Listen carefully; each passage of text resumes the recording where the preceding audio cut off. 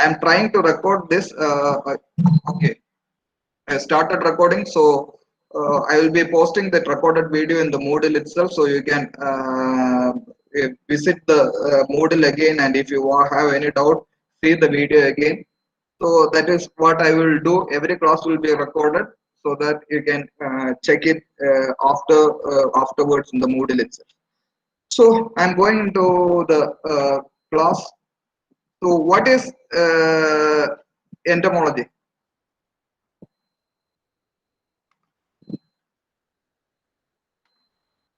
Anyone?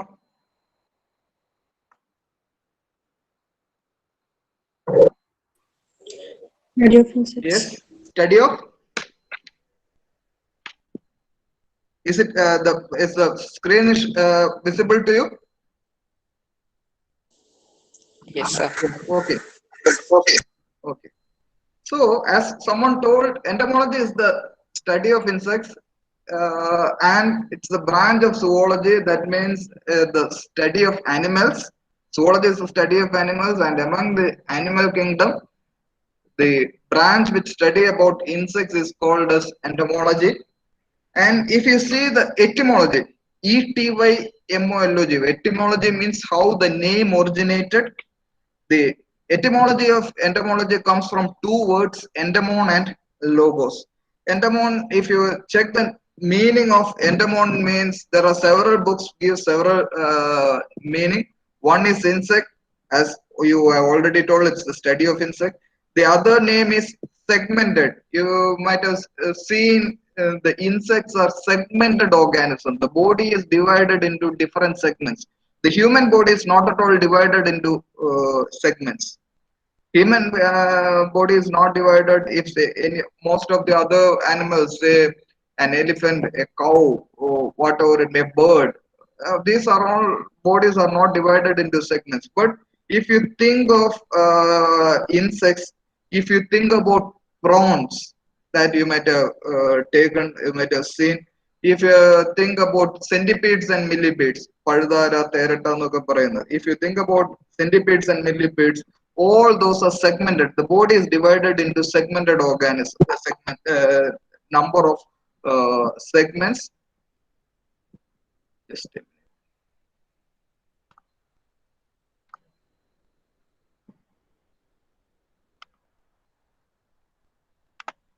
So one thing I will request you to try to join the meeting a bit early. Otherwise, I may have to admit to each and every person in between. Because since you are outside Kerala Agriculture University, I am using the Kerala Agriculture University Google Suite for presenting. So in between, it will be just like a person who is coming late into the class. So that will be disturbing the whole class. So try to just log in. I'll be here 15 minutes before, so you can just log in and rejoin at the time. So that's one thing you can do. So entomon is the study of, entomon means insects, or it is segmented, or it is notched. Notched means each segment. Body. If you check the body of the prawns or insects, you can see that if you have seen a caterpillar, the caterpillar body, you can see the body is segmented, and between each segment there is a notch, a wedge between each segment. So that's why it is called as notch, or sometimes it is meant as cut into pieces, because since it is segmented, it is we will feel the body is cut into number of pieces. So that's how the name entomology has derived. So entomon means it is notched or segmented or cut into pieces, or we can easily say it as insect. And the logos that you have studied, the name meaning of logos, that means science or study. And you may know how the classification of every organism is carried out. You might have heard about the system and nature of Carl Linnaeus and all, how organisms are named and all, and you might have shown animal kingdom, plant kingdom, then phylum, subphylum, class, order, family, etc. So that will be dealt in detail with detail by Hasina teacher also. So these insects belong to the phylum Arthropod. So that is the arthropods are those all those organisms which have segmented bodies. So that is one thing we will discuss about arthropoda after say 5 to 10 minutes. And if you see when the insects have originated about 350 million years ago. If we compare with that of humans, humans have originated hardly 4 to 7 million years ago. നമ്മൾ മലയാളത്തിൽ പറയുകയാണെങ്കിൽ നമ്മളെക്കാൾ ഒത്തിരി അധികം ഓണം കൂടുതൽ ഉണ്ടതാണ് insects. So that's why the insects are always ahead of humans in their survival. So insects are maybe about 100 million years older than 100 million years older than human beings. So they are extremely, the survival instincts are extremely high compared to human beings. They have survived for so many years. Whatever be the changes that happened over this planet over this past millions of years, all those changes, or even all those changes were survived by the insects, and because of this, insects are the dominant group of animals in the world. It's the largest group of animals, insects. Wherever you see, there will be an insect. There is no place in the planet where insects are not there. So the entire planet has large number of insects, and insects are the largest group of animals in this world. And among the animal kingdom, insects has the largest number of species known species. That means scientists have identified an insect and it has named it as a new species. If you see the number of insects, it will be somewhat about 1.5 million. That means about 15 lakh known species of insects. But scientists itself say that we have only touched upon a half of the insects all present in the world. That means there are about 30 million species of insects in the world, but we know only half of it. That means 1.5 million. Not half of it, less than one third of it. So that's the thing. 1.5 million species is only known to us. 10 to 30 million species. Scientists say that that's the number of species present in the world, but we don't know about the number of a large number of insect species present in the world. Only a minuscule percentage of insect species are known to us. So this is a brief description. Insects, the largest group belonging to the phylum Arthropoda, evolved much earlier than human beings, and it has about 1.5 million known species named by scientists. And if you see a pie diagram where the insects belongs, if you take the whole animal as well as plant kingdom, see more than half, roughly about 60 or 70 percentage of the whole living organism is occupied by an insect. And if you see insect along with arthropods, you can see it will come roughly about, if you take other arthropods also, it will come roughly about 70%. So by arthropods along with insects are the largest group in the world compared to vertebrates. Vertebrates in the human beings and all, this forms a very small group. Flowering plants, angiosperms, another small groups, but a slightly better group is plants other than the flowering plants and the other organisms. So this is a small pie diagram representing the diversity of insects and arthropods in this world. And let's see what is the importance of insects. Whenever we think about insects, human being thinks insects as a kind of nuisance. You might be thinking about mosquitoes, you might be thinking about cockroaches, you might be thinking about houseflies, all those insects which is feeding, destroying the crop. Now you may be reading about the desert locust infestation in North India, which is destroying vast uh, which is destroying a large number of crops all over the country. So the insects as a whole does more help to human beings than the harmful nature of insects. So we can classify insects into beneficial insects as well as harmful insects.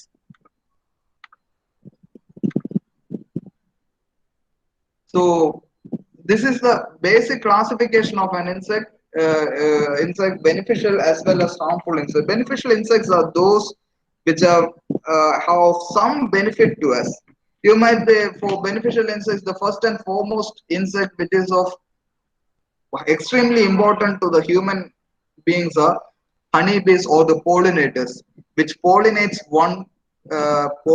crops all over the world, pollinates plants all over the world. You might have studied or read about reports wherein if all the honeybees vanished or somehow destroyed from the earth, there won't be any food to feed for us.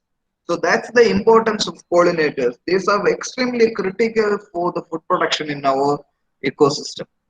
So pollinators, that is one of the biggest service rendered by insects all over the world.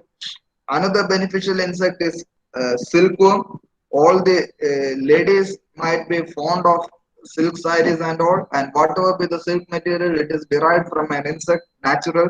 We are yet to produce synthetic silk, though we have synthetic silk, it doesn't have the quality of the natural silk.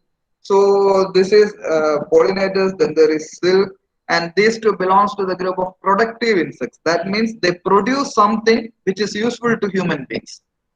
This just like say honey you study in your third year, it's actually not a bee product. Actually the bee product is wax is secreted by honeybees.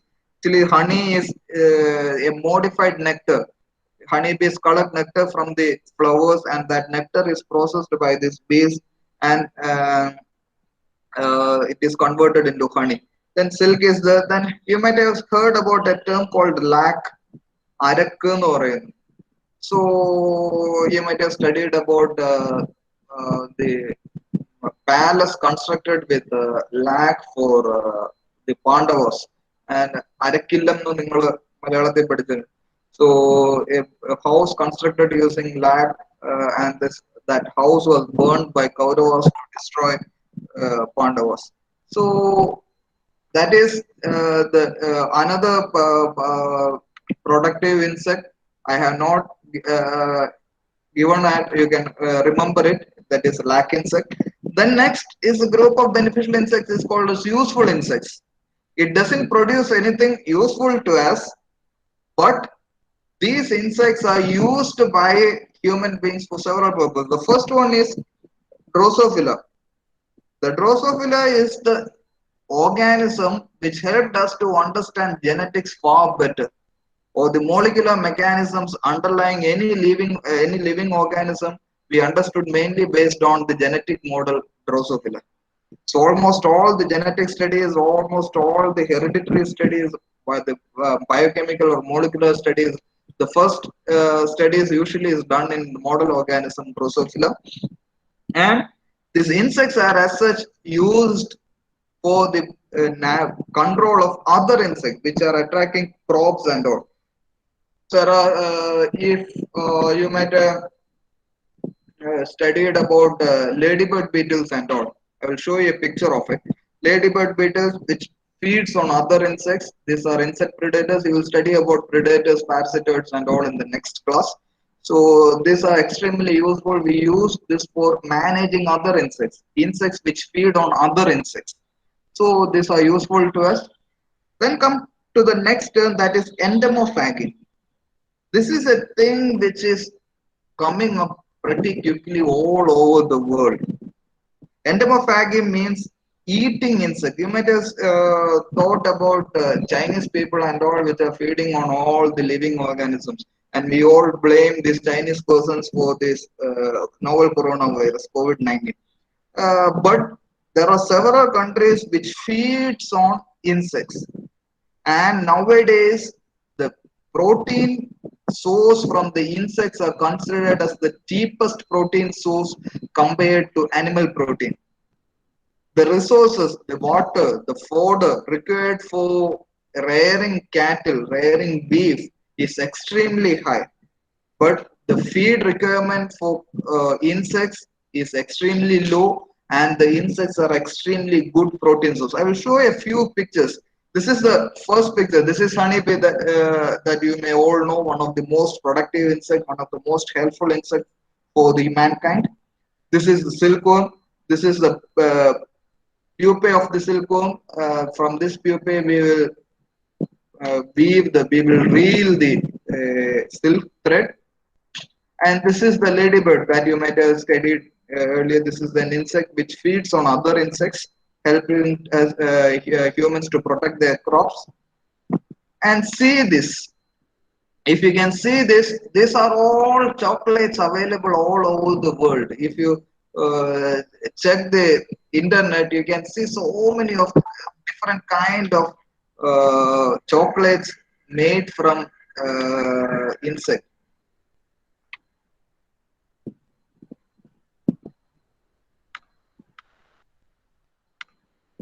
See, insect infused jungle bar with dates, chocolate and cricket flour. Cricket എന്ന് പറയുന്നത് നമ്മൾ കളിക്കുന്ന cricket അല്ല. Cricket means seaweed. So crickets are reared artificially, and it is dried, powdered, and that cricket flour is mixed in preparing this chocolate. See, Jiminy's dark chocolate and fig with cricket flour, high protein bar. The insects are rich in proteins, and it is added to chocolates for enriching it with proteins. Then see the company which produces Endovida. It is cricket crunch bar, delicious roasted crickets in milk chocolates. So after about 5 to 10 years, that is in your lifetime itself, you will be coming across so many food materials prepared out of uh, insects. And there are so many firms which are ventured into, so many startups which are ventured into, and using insects for food purpose, for human consumption. Don't think that this food is meant for animals and all. It is meant for human consumption, and so many companies have raised billions of dollars for standardizing this technology. So maybe after 10 years, every scientist is predicting maybe after 10 years, insect will be the major source of proteins for the human beings. So ഇൻസെക്ട്സിനെ കഴിക്കാനും ഇൻസെക്ടിനെ കഴിക്കുന്ന കാണുന്ന picture കാണുമ്പോൾ അറപ്പ് തോന്നുന്നവർക്കൊക്കെ ആ അറപ്പൊക്കെ പതുക്കെ പതുക്കെ മാറ്റേണ്ടി വരും. So we will also be one in your lifetime, maybe not in my lifetime, maybe in my lifetime itself, or anyway, it will be in your lifetime. You will be eating one or the other food prepared out of insects. I'm not talking about vegetarians. I'm talking about non-vegetarians. Vegetarians have an option of skipping this. Okay. So this is with respect to beneficial insects. Beneficial insects are classified into productive and useful insects. The productive insects which produce something, that honey, silk, lac, etc. are productive insects. Then we have useful insects like such as Drosophila. Then some predators and parasitoid example is ladybird beetle. And insects are used as a feed for human feed. Then we have lot of harmful insects which damages our crops. These are crop pests, which are some of vectors of diseases, mainly mosquitoes, houseflies, etc. I think you may know what are all the diseases transmitted by mosquitoes. These include dengue, malaria, elephantiasis, etc. So many diseases are transmitted by mosquitoes, houseflies, and all. Then we have insects attacking veterinary animals such as cattle, dogs, cats, etc. Then there are several household pests. A typical example is cockroach, which is a household pest which is common in all over the place. So these are how insects are classified: beneficial as well as harmful. Beneficial insects are further divided into productive and useful insects. This is extremely simple classification. Coming to the next thing, that is phylum Arthropoda. I told you Insecta, the class Insecta belong to the phylum Arthropoda. Arthropoda is the largest phylum in the animal kingdom. And Arthropoda means jointed legs. That means the legs have numerous joints. Arthros means joint and podos means leg. You can just take an example of a crab. Crab is an arthropodous organism. If you have seen the crab, നിങ്ങൾ ഞണ്ട് കഴിച്ചിട്ടുണ്ടെങ്കിൽ, if you have seen the leg of crab, it is having number of joints. And if you have seen prawns, Chemmeen, and see the legs are having number of joints. Another typical example, insects, if you have seen a grasshopper, the legs are having numerous joints. All these are, and spiders, another arthropod, it is having, the legs are having numerous joints. All these are jointed appendage insect or organism with jointed legs. So this include lobster, നമ്മുടെ കൊഞ്ച് എന്ന് പറയുന്നത്, crabs, ഞണ്ട്, spiders, mites, insects, centipedes and millipedes. Centipedes and millipedes are again unique, very common organisms all over the world. In your household also you can see. Centipedes include നമ്മുടെ പഴുതാര, it is a centipede. Then millipede, തേരട്ട എന്നൊക്കെ പറയുന്ന, അട്ട എന്നൊക്കെ പറയുന്നത്, that is millipede. I will show the pictures of it. And 84% of the animals belong to this phylum. The earlier pie diagram, it includes plant kingdom also.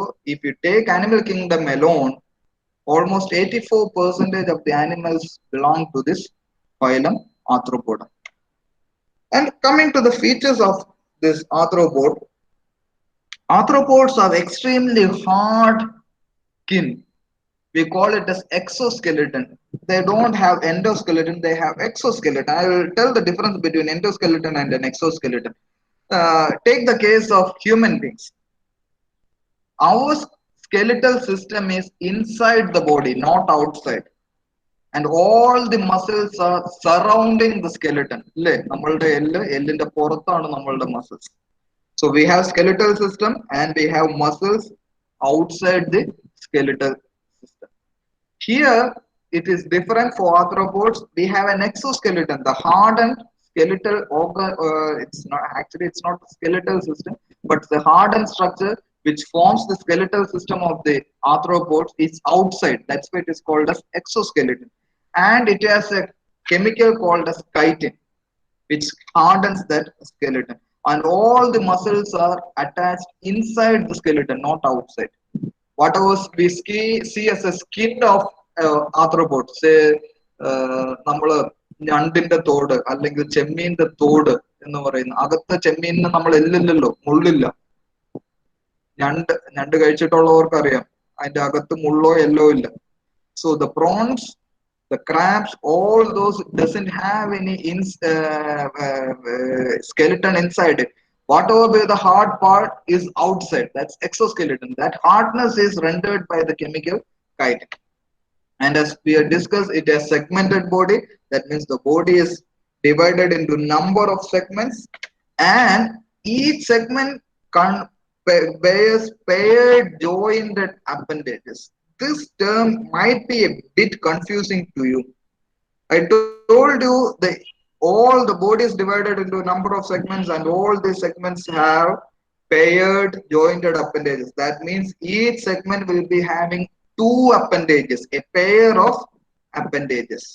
This is typically true with centipedes. Each segment is having a pair of appendage. But take the case of insects, you will see hardly 6 legs. That means 3 pairs of legs in the thoracic region. If you take spiders, you will see hardly 8 legs. That means 4 pairs of legs. Then what about the other body segments which doesn't have appendages? The statement is all the segment bears jointed appendages. What happens is that once the organisms evolved, each segment has the ability to form an appendage, but due to various adaptations, these appendages are lost in the evolutionary process. But each segment, if we trace back to the evolutionary history, has the ability, molecular mechanism. Scientists have studied the molecular mechanism, and scientists have seen that The segment has each segment of all the arthropods has the ability to form appendages, but we will see the appendages only in certain segments alone. That is evolutionary adaptation.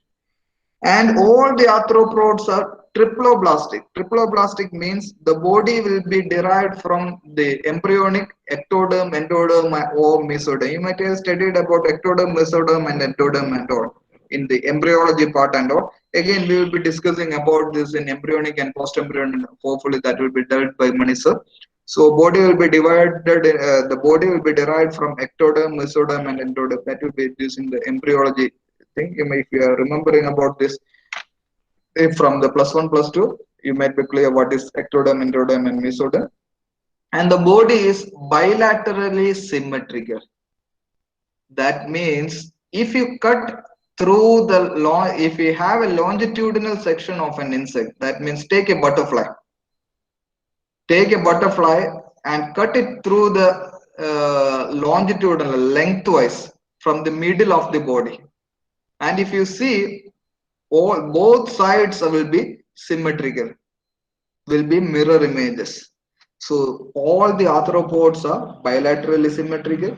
If you check the features of the arthropods, I will tell you again, the typical feature is it is having chitinous exoskeleton, it is having segmented body, and each segment bears jointed appendages. And these organisms are triploblastic, man. That means the body is derived from ectoderm, endoderm, and mesoderm. And all the arthropods are bilaterally symmetrical. And coming to the classification of arthropoda, this is not that extremely important, but just go through it. Arthropoda is divided into 5 subphylum: Trilobitomorph, Myriapoda, Chelicerata, Crustacea, and Hexapoda. And Trilobitomorph, the class, there is a class Trilobites, but none of the Trilobites are present in the world now. All of them are extinct. Then Myriapoda consists of two. Myriapoda means number of poda.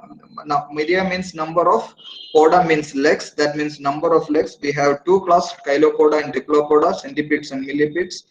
Then we have Chelicerata. In Chelicerata, we have the arachnid class Arachnida. It includes scorpions, spiders, ticks, mites, horseshoes, crabs, sea spiders, etc. The Janus subphylum is Crustacea, wherein we have prawns, crabs, lobsters, all three we consume. And then we have woodlouse. Then the next subphylum is Insecta, which is the group which we will be studying all throughout this course. So we have subphylum, Trilobitomorph, Myriapoda, which consists of Diplopoda and Chilopoda. Chelicerata, it is economically important. We have Arachnida, class Arachnida, consists of spiders, ticks, mites, etc. Then Crustacea, we have prawns, crabs, lobsters, and Hexapoda, we have insects. We will go to a small characteristics of each subphylum. Myriapoda, you can see a centipede and millipede. Now you might know how body is segmented. You can see body is divided into different segments, and you can see the body is notched. Endemo means, I told you, it is notched, cut into. So this is how body is notched, and each segment is having a pair of appendage, jointed appendage. You can see appendages are joined. So that is a typical feature. We can see it in centipede. In millipede, one difference between centipede and millipede is, as the name indicates, centipede is Chilopoda, millipedes is Diplopoda. Diplo means two, di means two. That means each segment will be having two pairs of appendage. Centipedes are having a single pair of appendage per segment, but millipede or the Diplopoda having two pairs of appendage per segment, and they have a single pair of antennae. That, see, you have an antennae over here, you have antennae over here, and Myriapoda I told you, and the respiration is by trachea. That is having tracheal respiration. Most of the arthropods are having tracheal respiration, except a few that we'll discuss, mainly with respect to crustaceans and all that we will discuss. Then coming to the next group, that is Arachnida. I think this one is extremely familiar, scorpion. If someone has got a scorpion bite, then they will remember what is to have a scorpion like this. And it is having 4 pairs of legs. See the scorpion, 1, 2, 3, 4 pairs of legs. See spiders, നമ്മൾ എട്ടുകാലി എന്ന് തന്നെയാണ് വിളിക്കുന്നത്. It has 4 pairs of legs, 1, 2, 3, 4, total 8 pairs. These are mites. Remember about mites. Mites are extremely important, agriculturally important. These are insect pests of many crops. And Hasina madam is specializing in acarology. So here also you can see 4 pairs of legs, 1, 2, 3, and 4. So it has 4 pairs of legs. It lacks antennae. Don't think that this is antennae, but this is called chelicerae. So you can see it over here. This is not legs, these two, the spider, which is this is chelicerae. So chelicerae is used to inject poison and all. So these are chelicerae. And the respiration, it is book lungs. Respiration is by book lungs. It's not tracheal respiration. Respiration is by book lungs. So the difference between Diplopoda, Chilopoda, that is Myriapoda, and Carachnida is Myriapoda is having all the legs and appendages in all segments, while arachnids are having only 4 pairs of legs. Though a single pair of antenna was there in Myriapoda, but here it lacks antennae. Respiration was tracheal in Myriapoda, but it is book lungs in Arachnidae. And Chelicerae is the present. Chelicerae is present only in Arachnidae. None of the other arthropods are having Chelicerae. Coming to the next group, that is Crustacea. So all these three, those who are non-vegetarians might be familiar with all these three organisms. This is prawns, this is lobster, this is crab. All these are aquatic, but there we have terrestrial crustaceans also, but we are mainly familiar with aquatic crustaceans. And we have 2 pairs of antennae. You can see over here, see the lobster, 1, 2, 1, 2. 2 pairs of antennae. For myriapods, we have single pair of antennae. We in arachnids we have the antenna was absent, but here we have 2 pairs of antennae. And number of legs, it is minimum of 5. See the crabs, 1, 2, 3, 4, 5, 5 pairs. Lobster, 1, 2, 3, you can count it over here, 1, 2, 3, 4, and 5. And here also 1, 2, 3, 4, and 5. 5 pairs of legs. And respiration is through gills. The respiration was tracheal in the case of myriapods. Respiration was book lungs in the case of arachnids. And respiration is through the aid of gills in the case of crustaceans. So because this is aquatic, that's why the respiration is with gills. So it is crustaceans are aquatic with minimum 5 pairs of legs. Antenna, it is having 2 pairs, and respiration is by gills. Coming to the group insects, it is the body is divided into head, thorax, and abdomen. There is slight difference between other arthropods and insect. I'm not going into each detail. I've just given a brief introduction of other groups of arthropods. And antennae, we have only a single pair, just like the myriapods. Legs, we are having 3 pairs. Wings, we are having 2 pairs. Respiration with the help of trachea. Excretion with the help of Malpighian tubules, and all these organisms, insects, are having metamorphosis. That means the change in the form of the body with its development. That means a butterfly lays an egg, the egg hatches into a larvae, the larvae then pupates, and pupae then emerges out as adult. This is metamorphosis. Different stages having different morphological form, that is metamorphosis. So that is a typical feature of insects, where the body is divided into head, thorax, and abdomen. The antenna is having 1 pair. The legs, there are 3 pairs. Wings, we have 2 pairs. Respiration is tracheal.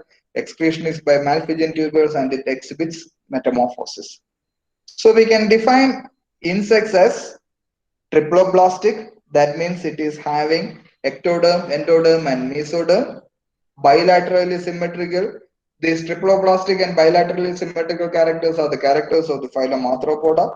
These are tracheate arthropods with body divided into head, thorax, and abdomen. and possessing two pairs of wings and three pairs of legs. It's easy to define an insect. The first two things you remember from arthropods, it is triploblastic and bilaterally symmetrical. The respiratory system is trachea, that's why we call it as tracheate arthropods. And the body is divided into head, thorax, and abdomen, containing a single pair of antennae, two pairs of wings, and three pairs of legs. Try to catch hold of any insect which comes into your home, preferably a grasshopper, a butterfly, or a cockroach. Cockroach is the best insect to look into. If you catch hold of a cockroach, you can see a very long antenna. You can see two pairs of wings. You can see six legs, that is three pairs of legs. And the body will be divided into head, thorax, and abdomen. That general organization we will discuss in the next class. And the respiratory system that you may not be able to see, that is trachea, and the body is bilaterally symmetrical, that you can see. Then body is triploblastic, that also you cannot see it all together. So we have seen what is the characters of phylum Arthropoda, what are the other members of phylum Arthropoda, how it is related to insects, and how and what is the general organization of an insect body. I am not going into deep about this insects now, because in the next class we will be dealing in detail about the organization of insects. That is a whole class devoted to general organization of insects. Now I'll move into the next part, that is history of entomology in India. This is mainly with respect to names of a few scientists, how the insect entomology, the study of insects has evolved in our country. The first person, we can say, the first person to scientifically study insects in our country is Carl Linnaeus itself.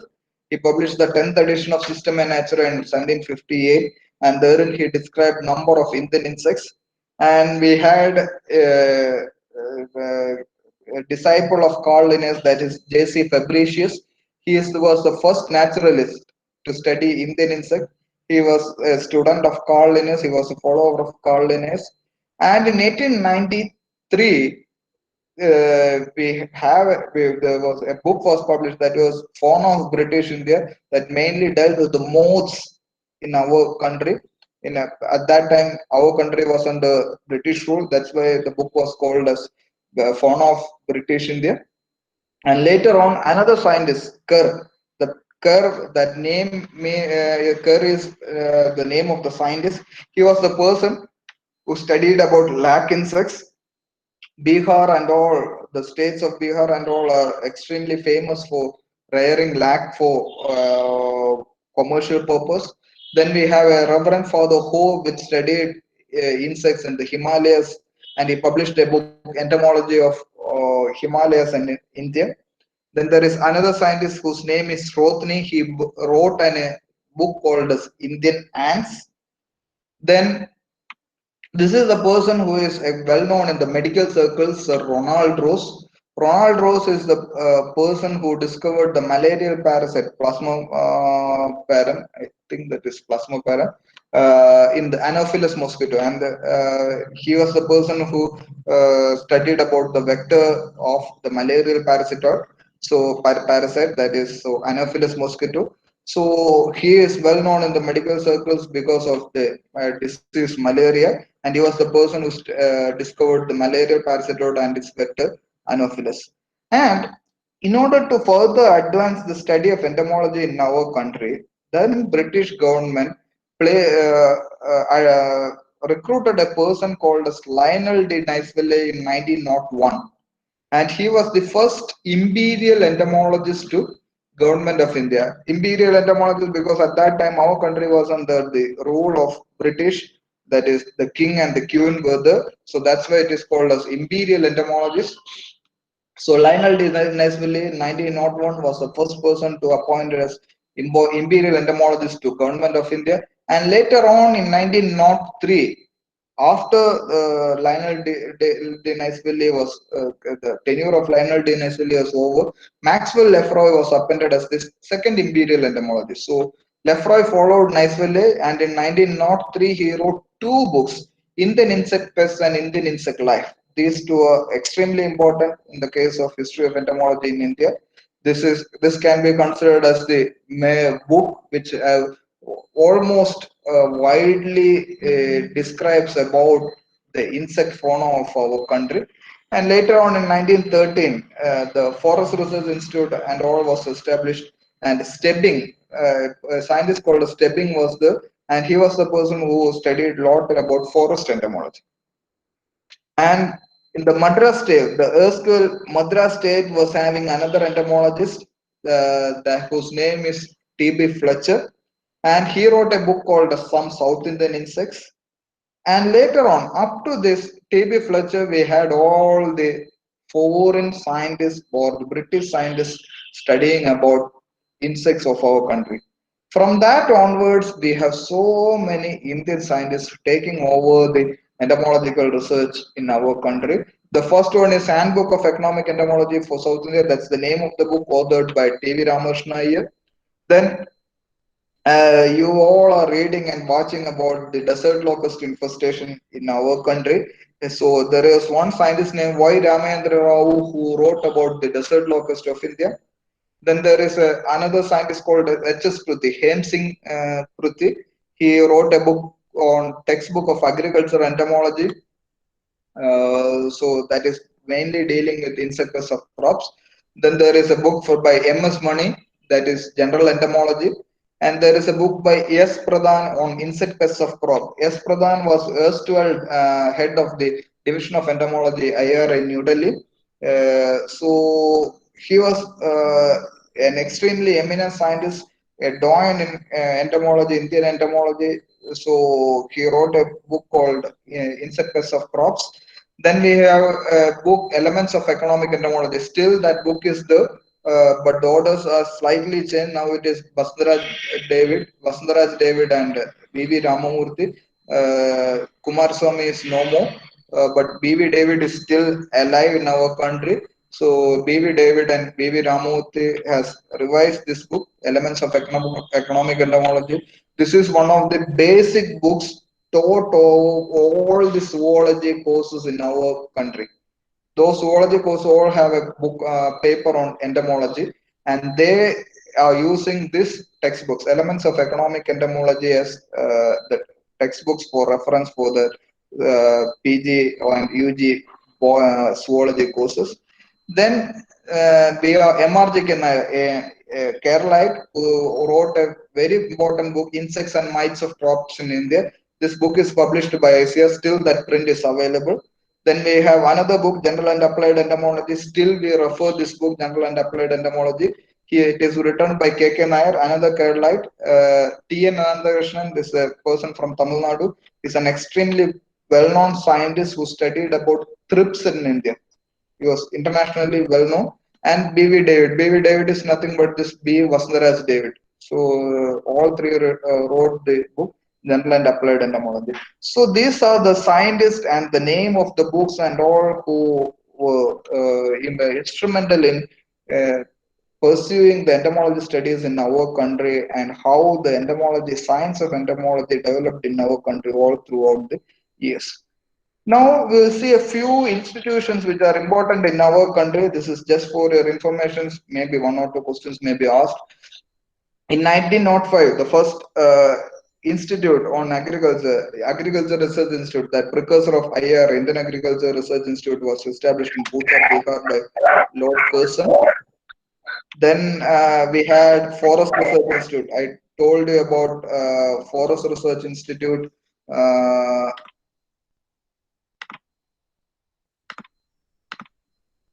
Okay. Forest entomologist Stebbing and all. There is a Forest Research Institute, Dehradun, because there is a specific separate section on forest entomology. Then the 1911 Agriculture Research Institute renamed as Imperial Agriculture Research Institute. Later it was named as Indian Agriculture Research Institute. In 1914, Zoological Survey of India was established. Zoological Survey also studies a lot about insects. So that's why Zoological Survey of India, ZSI, we abbreviated it as ZSI. Then we have another institute called as Indian Institute of Natural Resins and Gums. Indian Institute of Natural Resins and Gums. Earlier it was called as Indian Lac Research Institute. Now Ranchi. It is earlier I told you it is Bihar is the state where lac is mainly reared. But after the division of Bihar into Jharkhand and all, this institute is under Jharkhand. So Jharkhand is also having lot of areas under lac cultivation. 1936, because of you might have studied in the history of agriculture, after the earthquake in Bihar, it shifted to Delhi, IRA. And in 1937, the Division of Entomology was established in IRA, New Delhi. I was fortunate enough to do my PG and PhD in this division itself. And in 1946, we had Directorate of Plant Protection, Quarantine and Storage established in Faridabad. We will discuss about what is plant quarantine and all in the next course, not in this course. I will just quickly going through it. Then in 1946, another institute, National Institute of Plant Health Management, NIPHM was established. Still that institute is there at Hyderabad. If you have your all India tour, you will be visiting this institute. And 1947, IRA was Imperial Agriculture Research Institute was renamed as Indian Agriculture Research Institute. And in 2009, we had established an institute specific for insects, that is National Bureau of Agriculturally Important Insects. The I will correct it, agriculturally important insect. Okay. So National Bureau of Agriculturally Important Insects, NBAA, that is in Bangalore. If someone has visited Bangalore, it is on the way to the Bangalore airport, the new airport, just before the Hebbal flyover. And in 1988, we have another institute mainly more dealing with integrated pest management, that is National Center for Integrated Pest Management, NCIPM. The abbreviation is NCIPM, New Delhi. So this is for today. Now we have 5 minutes for any discussion. If you have any discussion, please subjects. Uh, if you have any doubts, please ask. If you want to modify the way of teaching, also, plus feel free to comment on it and use the Moodle as a discussion form. So you can refer to all the doubts can be easily clarified. Any doubts?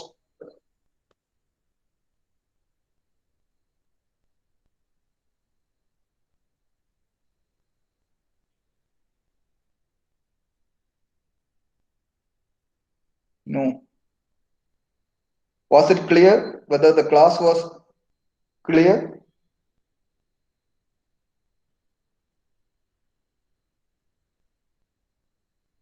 Shall I continue like this? Because every day I will be handling class at 9 to 10. Okay. If it's fine, if you're finding it any doubt in this, you can I will be uploading this video in the Moodle.